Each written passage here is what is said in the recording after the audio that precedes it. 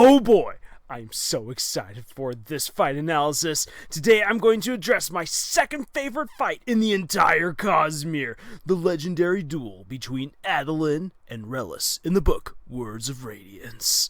Hello, welcome to Camille's Harem. Not just a podcast for novice writers by novice writers, but also a YouTube channel by novice writers for novice writers. Because writing is an adventure, it's more fun with friends. And with all of the crazy and epic fights in the Cosmere, you might be wondering, why this duel? It's not even the flashiest or most crucial, but it ranks as my second favorite. I personally set this fight above so many others because of its brilliant execution, the intense personal stakes involved, and the tendrils of influence that stretch out from this duel through the rest of Words of Radiance and into the book Oathbringer. Now, for those watching this who are not yet initiated into the Cosmere, beware! Massive spoilers ahead! But as always, if that doesn't ruffle your feathers, then I shall proceed. At your risk. Mind you, at your own risk.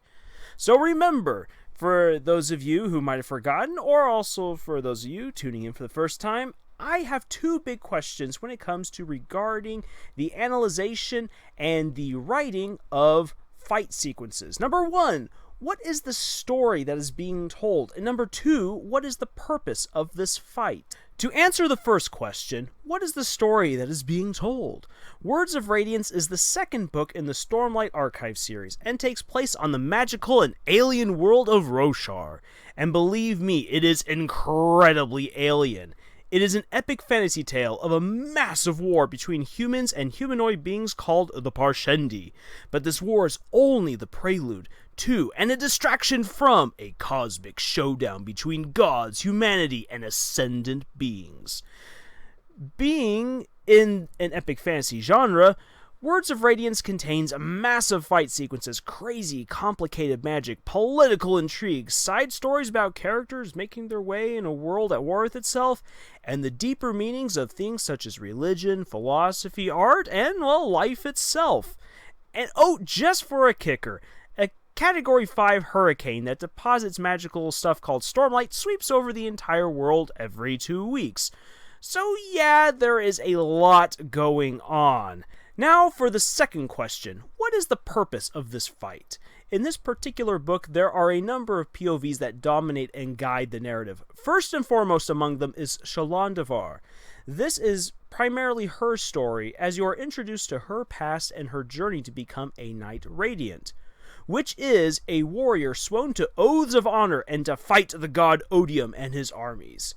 She is trying to get out onto what are called the Shattered Plains, where the war between the human kingdom Alethkar and the Parshendi rages. She hopes to find the secrets of the Parshendi and the Knights Radiant out there among the countless broken plateaus that make up the Shattered Plains. Her best way of attaining that goal is her betrothal to one Adolin Colin, the son of the warlord and high prince of Dads, Dalinar Colin, and the cousin to the current king Elokar and one of the kingdom's best duelists. In order to show her devotion to the Colin family, and because it helps Adolin, for whom she has genuinely fallen for, Shallan reveals a way Adolin can use one monumental duel to undermine his family's enemies. Because you see, one pretty uncouth character, one Torol Sadeas, once the Colin's greatest ally, betrayed Adolin and Dalinar in the previous book, The Way of Kings, by abandoning them to the Parshendi on the Shattered Plains. And only after being miraculously saved by Kaladin and Bridge 4, Dalinar decided that he needed to change how the Alethi waged war against the Parshendi. He needed to unify the splintered Alethi princedoms and bring together the arsenal of magical shards, Shard Blade and Shard Plate. Shard Blades can shear through any material without resistance and destroy souls. Only Shard Blade and Shard Plate can stop said Shard Blades, and Shard Plate is a special kind of armor that perfectly fits the wearer, and it's fueled by Stormlight. And it enhances your physical abilities, blocks Shard Blades, as I said, and in some cases can also protect the wearer from various kinds of magic. Dalinar's plan is to have his son Adolin bet their family's Shard Blade and Shard plates, commonly just called shards, against the shards of other families in high-profile duels. Duels that will be waged using these same weapons and suits of armor. Before Adolin faces off against Relis, he has 3 other duels. One is a brutal WWE smashdown with Adolin acting as The Undertaker, The Rock, and John Cena in one as he crushes one duelist just using his fists. In another duel, he drags it out and makes the fight purposefully as equal as he can to underplay his skill. And then in the third duel, he coaxes out Ellet, whom he embarrasses with a perfectly executed duel of endurance. He bleeds the Stormlight out of Ellet's shard plate, causing the armor to stop working, and it seizes up, making it so that Ellet can't really move. And Adolin's just like, yeah, sucks to be you, pushes him down. Now, as a quick side note, to help you get some better context as to what's happening with these duels here, shards are worth entire kingdoms on Roshar. That's just how rare and how special they are.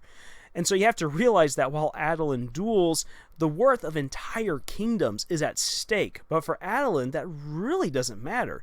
He fights to protect his family's honor, to restore his father's standing within the kingdom, and to one day challenge Sadeas so he can get his revenge. But we also get an even closer look into Adolin's character through these duels. He sets aside the prestige and the riotous joy which comes with these duels in order to focus on what is really important here. In his pre-battle ceremony, we get some interesting glimpses into his ceremony to prepare. We see that he keeps a chain, for instance, from his dead mother, so that way he can keep her close to him. We thus see that Adolin had a very special connection with his mother, which he keeps close to him while he duels. He also speaks to his shard blade, treating it with immense respect, and also treating it as though it were alive. And his awkward brother Renarin is always there, and they share a moment with each other before each duel. And so we see that Adolin, the heartthrob popular kid on the block, is not ashamed to share tender moments with his outcast younger brother. Which is something that made me immediately root for Adolin, as it's like, yes, that's how an older brother is supposed to act. Oh yeah. So the entire process of getting ready for a duel is always very personal for Adolin, which by extent means that each duel is also very personal for him. Alrighty, now for the build up to the fight and its mechanics. After Adolin humiliates Ellet in their duel, his cousin and the current dueling champion, Relis, storms into Adolin's locker room and whips off his towel, and they start beating each other. And oops, wait. Oh, that's the wrong script. That's for an entirely different story. Oh, sorry.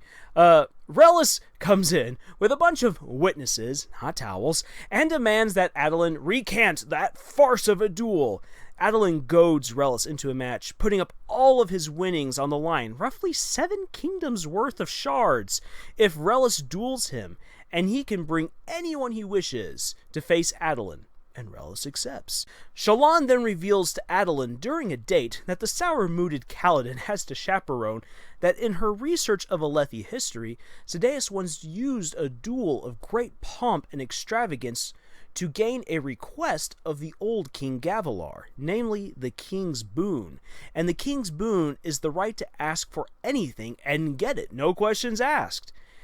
And Sadeas won this, once again, by using a very high stakes, very pomp and extravagant duel in order to gain the King's Boon to ask for yet again another duel, but this time one of mortal combat to get rid of a political rival. Adolin, Dalinar, and King Elhokar, upon hearing about this plan that Sadeas once used, they all agree that this is a splendid idea.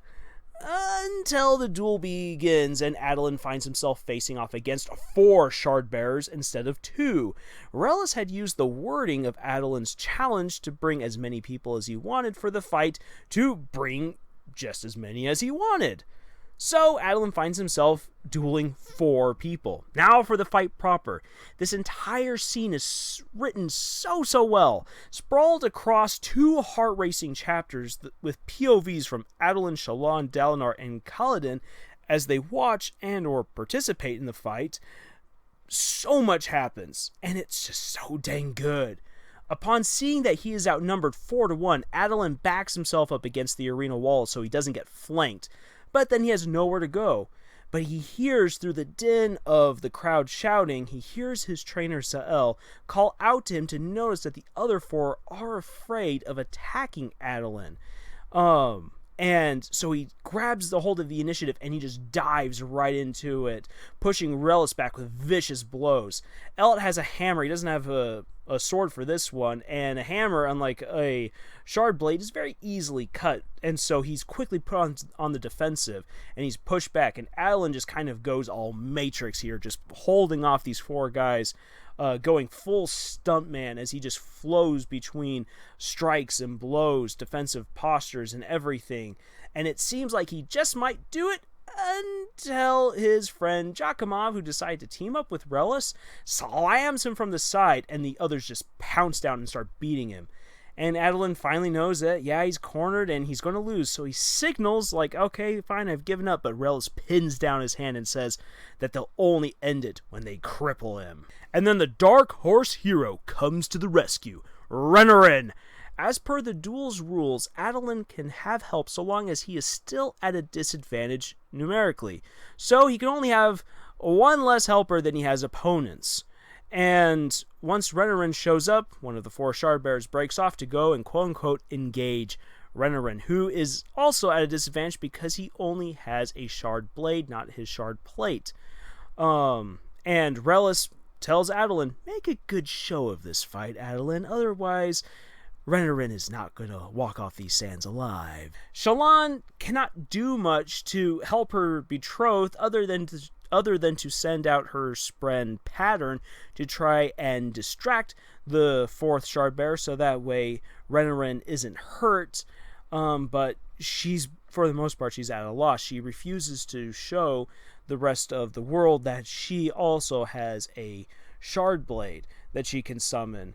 Dalinar is watching all of this with great horror, and he pleads for another shardbearer to come to his son's aid.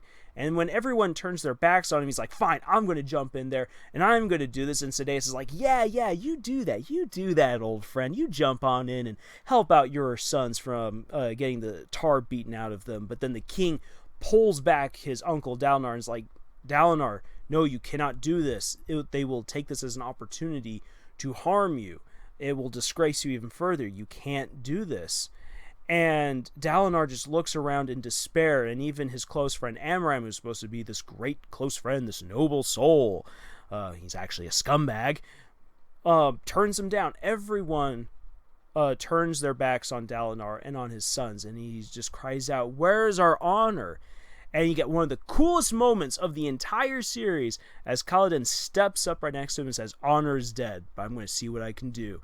And he tosses himself into the arena. And as Kaladin enters the arena, he pulls on his powers as a windrunner, someone who has the ability to manipulate the powers of adhesion and gravity. And he lashes himself to the back of Relis' armor and just slams into him with the force of a boulder.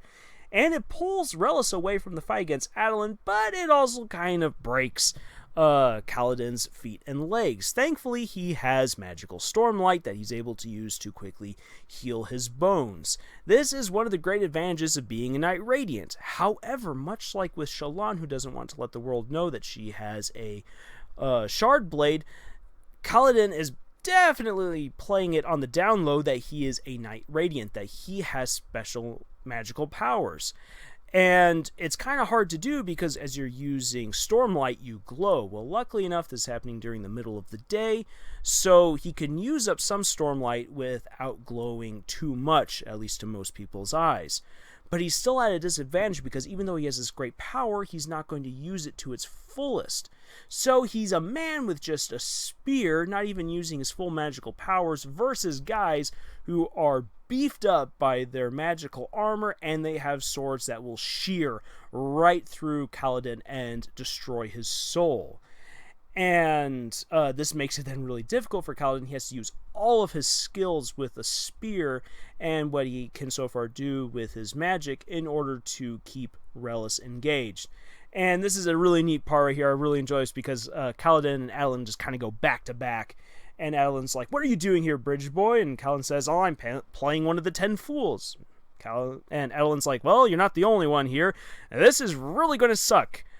I can take on 2 guys. You just need to make sure that Renarin doesn't get hurt right there, and try to make one other guy think that you're dangerous." And Kaladin's like, "Oh boy, I can definitely do that for you." And working together, these 2 bros just start taking apart Relis and his squad. And oh my gosh, that's so dang good. With Kaladin now in the mix, helping Adolin out, Adolin is able to easily incapacitate Ellet. Because, I mean, that guy is just, why are you even here after you've been so thoroughly embarrassed? And Adolin just embarrasses him once again, just tearing him to shreds, breaking his armor. And Kaladin easily manipulates Relis, pulling him away from Adolin. So finally, the 4th guy who was dealing with Renarin comes in to help his buddies, and Kaladin, upon seeing this, comes up to El and says, "You're going to give me your helmet right now." Takes off the shard plate helmet, which, as I said once again, this armor is able to bond to the wearer, and he figures out that if he just holds the helmet kind of as a gauntlet, it forges itself into a gauntlet around his hands. And so Kaladin, doing the coolest thing ever, starts punching shard blades out of the way, and it ends up being 2-on-1 against Kaladin as he dances with Stormlight and with the wind, punching away shard blades as Adolin just tears apart the guy that was threatening to kill his brother. And then finally, just as Kaladin hits his stride and he's one with the wind, taking on 2 guys at once, he runs out of Stormlight. Because remember, once again, not only can this armor conform to your body perfectly, but it requires Stormlight to work. It's been draining his magic in order to wrap itself around his hand. And Kaladin finds himself in a situation where he gets beheaded. Adolin comes and saves the day by grabbing Jakimov and locking his armor and falling backwards, because Adolin's just been beaten up so badly by these 4 guys that his armor has run out of Stormlight, so the best he can do is incapacitate one guy by just becoming the ultimate lock. Well, Relis, after being bloodied a little bit by Kaladin, knows that, holy dang, I can't take on this guy alone, this guy's incredible, so he goes for the cheap shot and tries to kill Renarin. So Kaladin chases after Relis as Relis goes to slay Renarin, and right the last moment, Relis spins about, brings his shard blade down perfectly to bisect Kaladin, and Kaladin goes down on his knees and performs what they call the final clap, as he just claps the shard blade together between his 2 hands and stops the sword from hitting him. And as he does that, something crazy happens. He can hear the shard blade screaming, which kind of preludes to the fact that shard blades are actually dead spren. And Kaladin, being able to wield magic, he's able to hear the screams of dead spren. Well, as he's connected with the sword, as he hears the scream, so does Relis, and it just totally unhinges the guy to hear his sword scream, and he basically leaves the arena because he's so freaked out that he didn't kill Kaladin, and his sword is now screaming at him.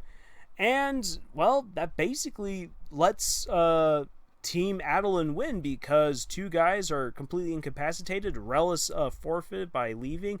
Jakimov is locked in place, and all Kaladin has to do is pull out his knife, come up, put it right through the visor, and say, Am I going to kill my second shard bearer?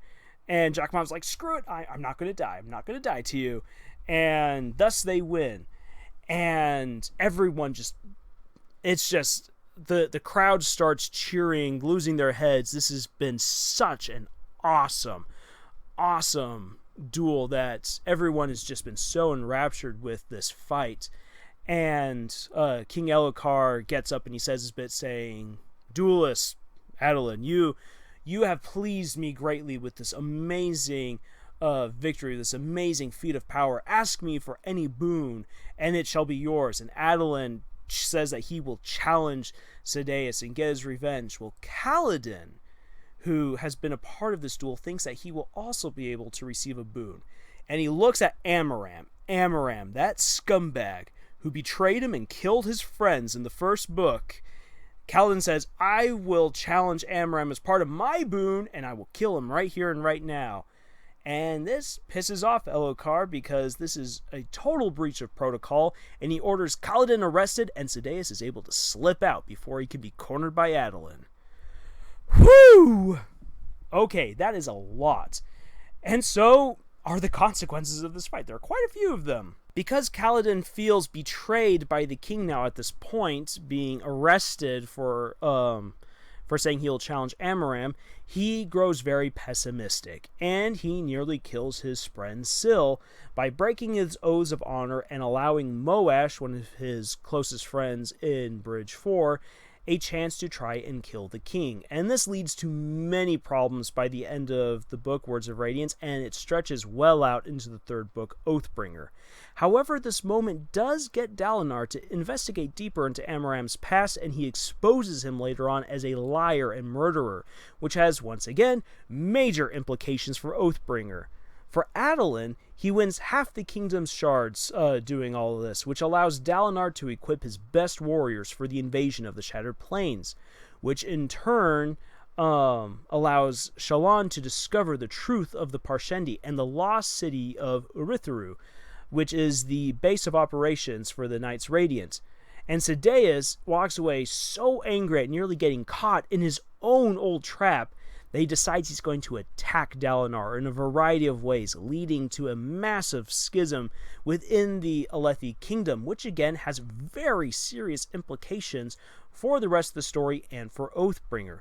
But again, in terms of personal implications, Adolin's bond with his sword becomes extremely important later on as we learn that, since all shard blades are dead spren, voila, Adolin has actually been communicating with a dead spren and has been forming a special relationship with it. And we get to see more of that once again in Oathbringer. So yep, this duel sends its tendrils of influence far out into the third book, which is pretty incredible.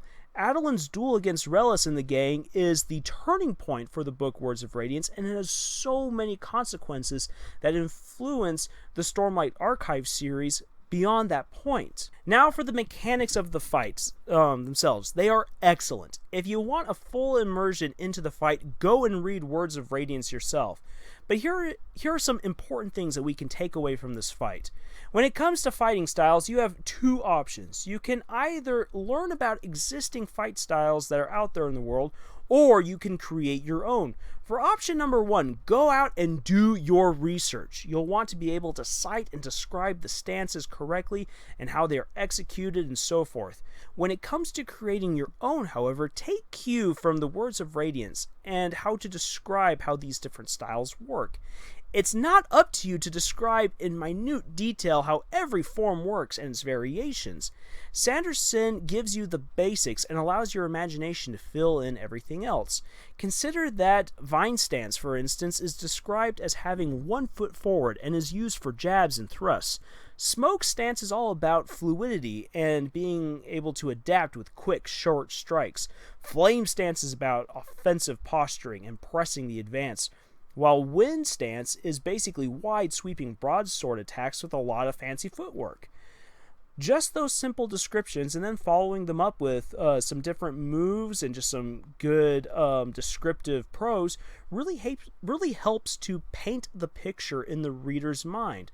A full detailing of every movement is just tedious, and only naming the moves, by contrast, if you're just going to say, heck, if I just put out some really cool names for these moves and it'll just sound really great, like what we get in the Wheel of Time, it equates to zip.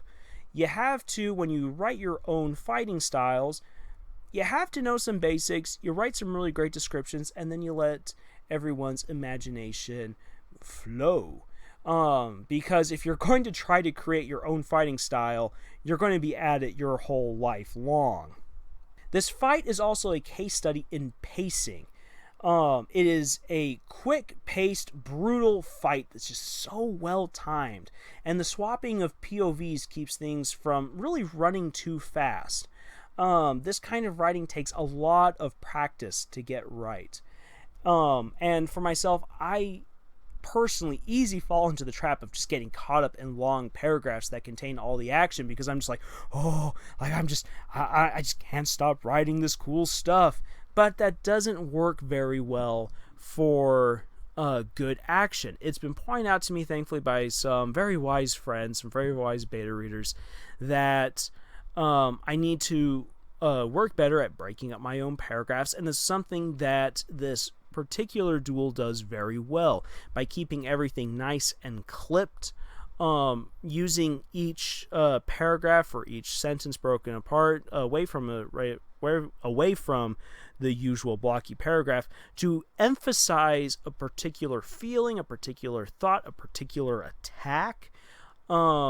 This is how you make a fight feel meaningful in terms of the blow by blow. You don't want to fracture it into sentence, then tab sentence, then tab sentence, enter sentence, enter sentence. You definitely want to still have some of those paragraphs in there. But once again, keeping this idea of pacing and highlighting the emotion, highlighting the action. You don't want to go for long prose, and you definitely don't want to go sentence, then sentence, then sentence. So once again, this is something that's going to take a lot of practice to get right. So don't feel afraid to botch the first couple of action scenes that you write. This kind of fight, I can only imagine just how many times Brandon Sanderson went back and had to do edits on it to make it just right, because, man, this fight scene is just so dang good. And also using the revolving POVs helps to highlight the stakes that are once again involved for all of the participants in this duel. At least in this case for our lead cast of heroes. And that's one thing that does a whole lot for a fight.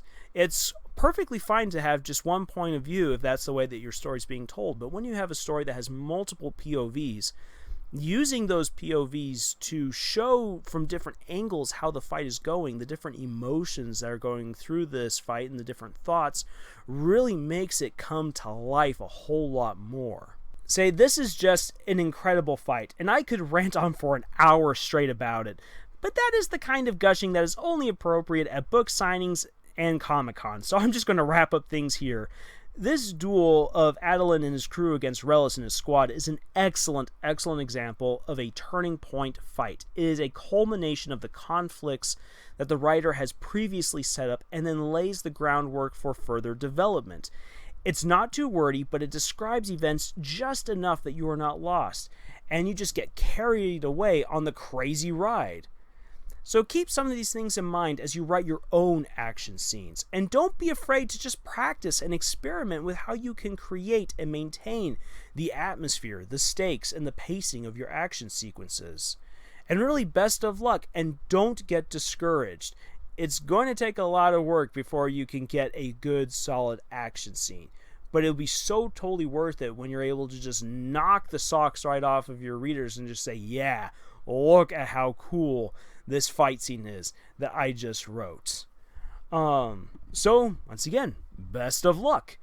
And if you liked this video and found it helpful in any kind of way, we have a lot more videos and some more in-depth discussions on our podcast, Camille's Harem, which you can find on Podbean, iTunes, and Google Play. And you can find more inspiration, helpful tips, and discussions on our Tumblr, Pinterest, and Reddit pages. And help us to help you avoid terrible writing by sending us links to terrible fanfics that we will tear apart. And you can send links to us via our Twitter at Camille's Harem. Links for all of those sites are going to be in the description box. And if you want to be kept up to date with all of our future content, please subscribe and hit the bell icon. And until next time, tschüss.